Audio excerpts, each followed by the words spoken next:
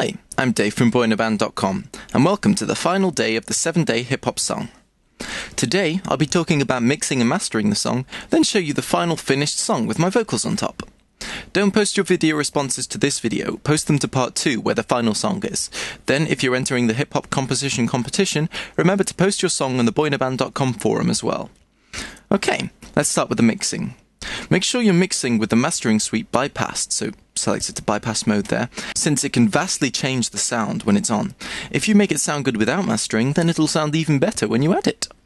You generally want to keep the beat and the vocals the loudest as well. I've got the vocals externally in Sonar 8.5 and I'm rewiring Reason into that. And then that's closely followed by the bass, and then everything else is to your own taste.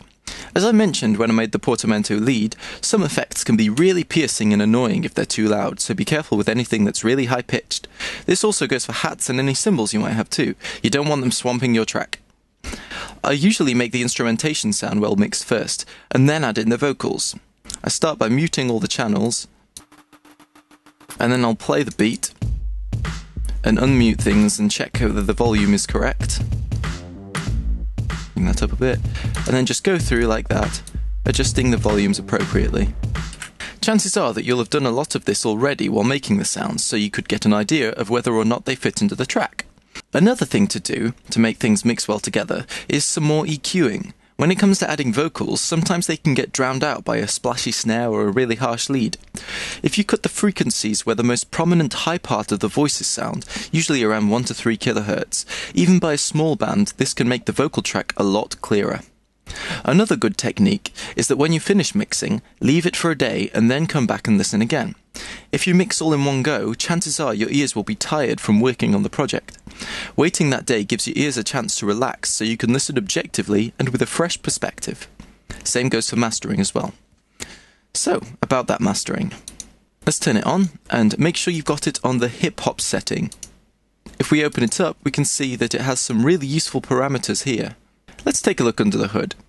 First is the compressor. This is going to make your track that bit punchier and in general make everything a bit louder. It's only a small compression ratio, 2:1, but it'll help make everything fit in nicely. Next comes the EQ. This cuts the unnecessary extreme low end, then boosts 2 bands of frequencies. Now up here you can see that these relate to the kick and the snare. Now if we take a listen,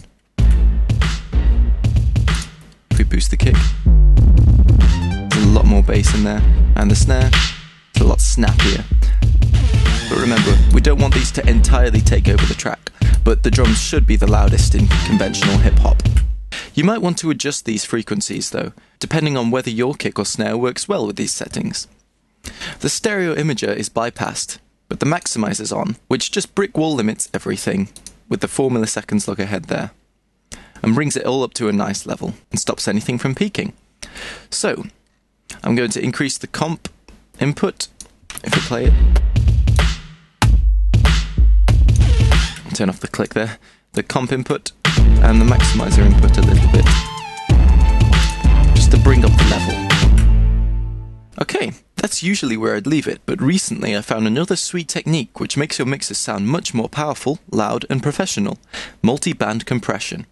Create another mastering suite, make sure it's connected at the back there, and select 8-band compression. This uses a series of compressors and stereo imagers to make a multiband compressor, an awesome device which splits the signal into several frequency bands, then compresses each one, and then brings them back together. The advantage of this is, with a normal compressor, if your bass end had a really loud kick, when you compress the whole track it would duck down whenever that kick drum came in, giving a nasty squashed effect. With multiband, when the kick comes in, only the low-end frequency band that it was affecting would duck down, leaving the other frequency bands sounding natural and retaining their volume. Also, if you find you haven't got enough high-end, you could just go down here and boost the input gain on the higher ends of the frequency spectrum, kind of like EQing. Though this is generally best done in the mix rather than with mastering. This technique helps to bring up the volumes of frequency bands that might not be so loud, and the more frequencies that are brought up in volume, the louder the overall track feels.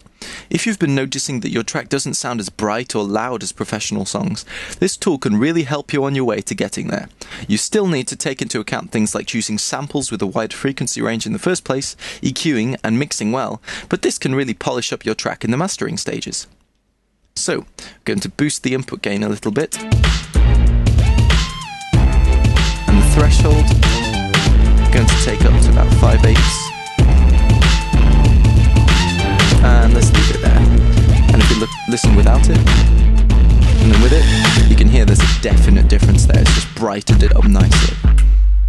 Lastly, because this is a compressor, there's no brick wall limiting going on just yet, so we're just going to right click and create an M-class maximizer and hit the 4 millisecond look ahead.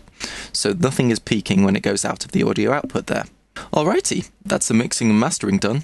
Don't forget to rate this video, then join me in part 2 where I'll be playing my full finished 7-day song.